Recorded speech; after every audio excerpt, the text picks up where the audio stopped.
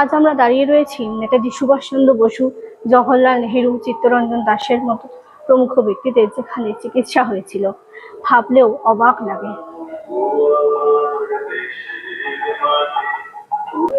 এবং এলইডিতে বিভিন্ন রকমের ছবি দেখানো হচ্ছে এখানে।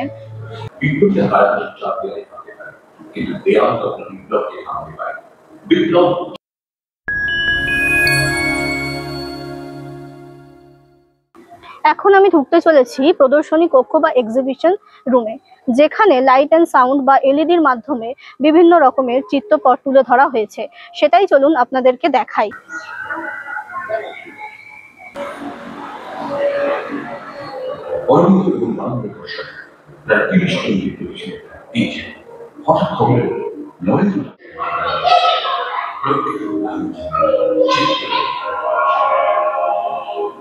চলো চলো তো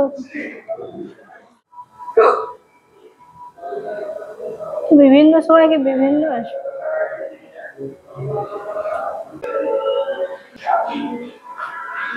এখানে একটা শীততাপ নিয়ন্ত্রিত ঘর করা হয়েছে, যেখানে বিভিন্ন স্বাধীনতা সংগ্রামীদের ছবি লাগানো রয়েছে। এছাড়া এলইডির মাধ্যমে বিভিন্ন রকমের ছবি দেখানো হচ্ছে।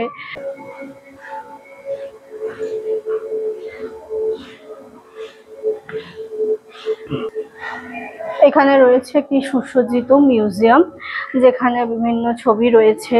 সুন্দর সুন্দর এলইডিতে বিভিন্ন রকম সাউন্ড হচ্ছে, ঠিক আছে, বিভিন্ন এলইডিতে বিভিন্ন ছবি দেখানো হচ্ছে এখানে। এই যে দেখুন,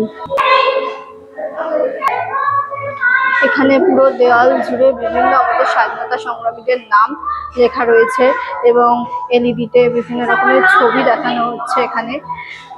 খুব সুন্দর।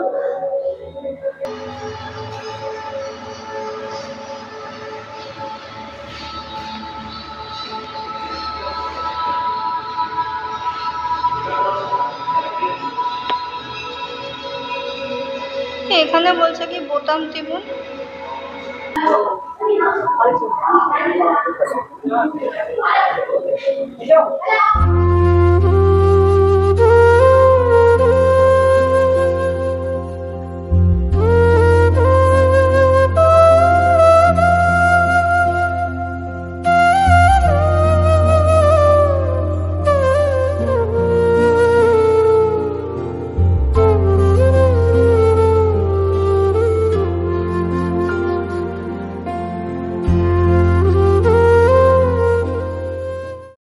এখানে রয়েছে একটা সুন্দর দুর্গা প্রতিমা।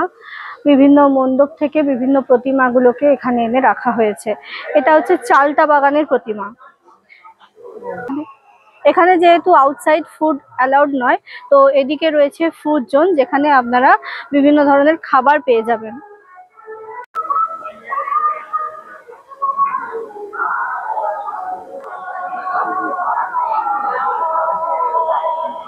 আমার পিছনে যে গ্যালারিটা দেখতে পাওয়া যাচ্ছে, এখানেই কিন্তু সন্ধেবেলায় লাইট অ্যান্ড সাউন্ড শোটা হয়, যে শো এর মাধ্যমে স্বাধীনতা সংগ্রামের কিছু গল্প তুলে ধরা হয়। আজকে আমার হাতে সময় কম থাকার জন্য আমি তো সেই শোটা দেখতে পারবো না, কিন্তু আপনারা যদি হাতে সময় নিয়ে আসেন তাহলে কিন্তু অবশ্যই এই শোটা দেখে তবেই যাবেন। এই শো এর টিকিট মূল্য হচ্ছে 100 টাকা। এটি শুরু হয় মূলত 6টা থেকে, সন্ধ্যে 6টার পর থেকে এটা শুরু হয়। শো শুরু হওয়ার 10 মিনিট আগে অবধি টিকিট কিন্তু দেওয়া হয়।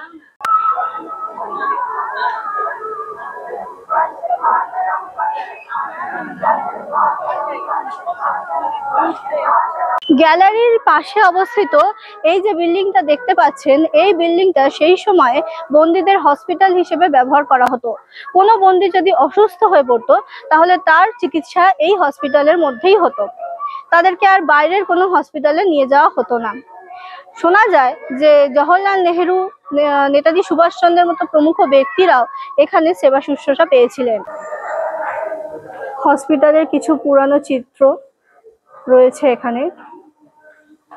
হসপিটাল বিল্ডিং এর কিছু পুরানো ছবি এখানে টাঙানো রয়েছে।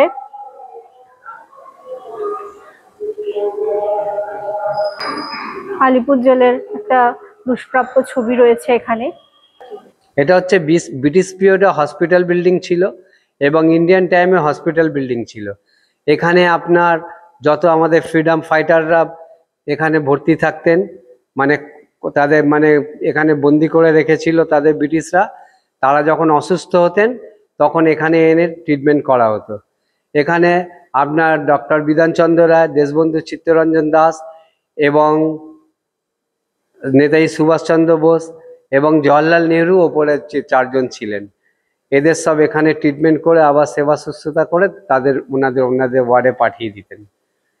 আর এখন এটা আপাতত এখানে মিউজিয়াম তৈরি হয়ে গেছে, হসপিটাল উঠে চলে গেছে আপনার, যেখানে জেল উঠে চলে গেছে, বারুইপুরে ট্রান্সফার হয়ে গেছে, হসপিটাল ওখানটায় উঠে চলে গেছে। এখানটা এখন আপাতত মিউজিয়াম তৈরি হয়ে গেছে আর এইটাকে অ্যাওয়ার্ড রুমে পরিণত করেছে। ওয়েস্ট বেঙ্গল সরকার যে সমস্ত অ্যাওয়ার্ডগুলো পেয়েছেন সেই অ্যাওয়ার্ডগুলো এখানে আছে। ঠিক আছে। সামনে যে পিস্তলটা দেখতে পাওয়া যাচ্ছে এটা হচ্ছে দীনেশ গুপ্তর ব্যবহৃত পিস্তলের অনুসরণে একটি বিবর্ধিত রূপ।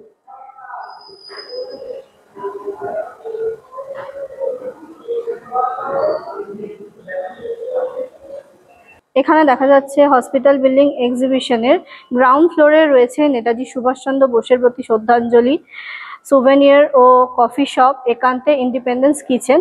ফার্স্ট ফ্লোরে রয়েছে অরবিন্দ ঘোষের প্রতি শ্রদ্ধাঞ্জলি, বিপ্লবীদের গল্প, ভারতের মুক্তি সংগ্রামে বাংলা, কারারই লৌহ কপাট এবং বাংলার মহিলাদের স্বাধীনতা সংগ্রামের প্রতি শ্রদ্ধাঞ্জলি।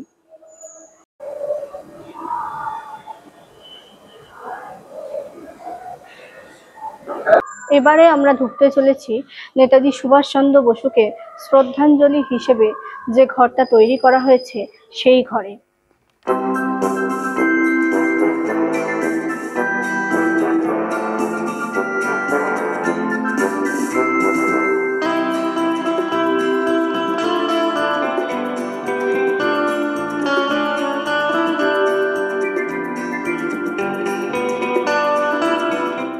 আপনারা তো শুনলেনই, এই হসপিটালেই কিন্তু একসময় নেতাজি সুভাষচন্দ্র বসু, জওহরলাল নেহরু, দেশবন্ধু চিত্তরঞ্জন দাসের মতো প্রমুখ ব্যক্তিদের চিকিৎসা হয়েছিল। আজ আমরা দাঁড়িয়ে রয়েছি সেই হসপিটাল বিল্ডিংয়েই।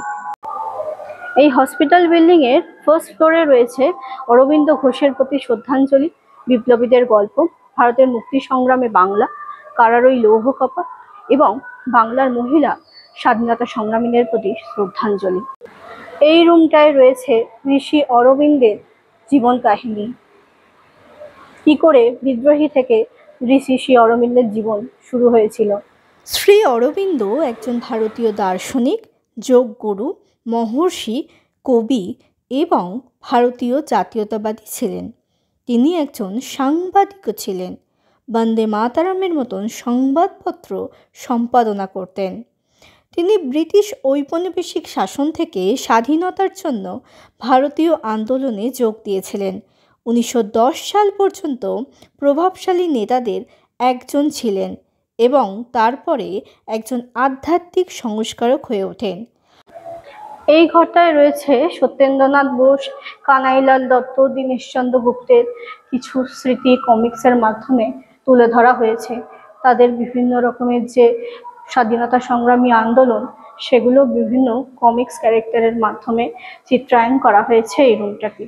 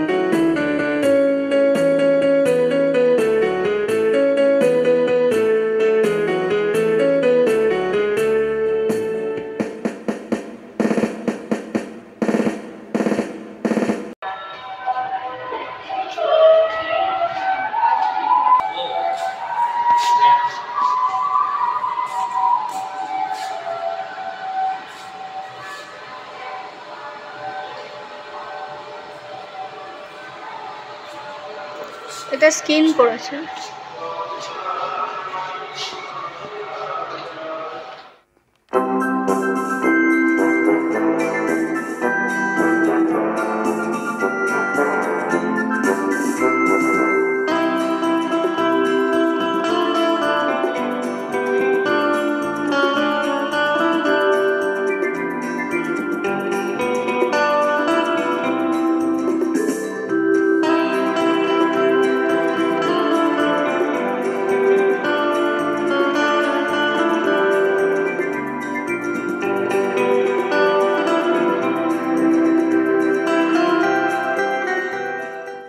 ভারতের স্বাধীনতা সংগ্রামের ইতিহাস নারীর ত্যাগ, নিঃস্বার্থতা এবং সাহসিকতার গাথায় পরিপূর্ণ। স্বাধীনতা সংগ্রামে নারীদের অংশগ্রহণ ছিল আন্দোলনের একটি উল্লেখযোগ্য ও প্রভাবশালী দিক। আমরা অনেকেই হয়তো জানি না যে শত শত নারী ছিলেন যারা তাদের পুরুষ সহযোগীদের পাশাপাশি লড়াই করেছিলেন। তারা সত্যিকারের চেতনা এবং অদম্য সাহস নিয়ে লড়াই চালিয়ে গিয়েছিলেন। ভারতীয় নারীরা বিভিন্ন বিধিনিষেধ ভেঙে তাদের ঐতিহ্যগত গৃহমুখী ভূমিকা ও দায়িত্ব থেকে বেরিয়ে এসেছিলেন। তাই স্বাধীনতা সংগ্রাম ও জাতীয় জাগরণে নারীদের অংশগ্রহণ অবিশ্বাস্য ও প্রশংসনীয়। তবে পুরুষ আধিপত্যবাদী সমাজে যোদ্ধা হিসেবে লড়াই করা নারীদের পক্ষে মোটেই সহজ ছিল না।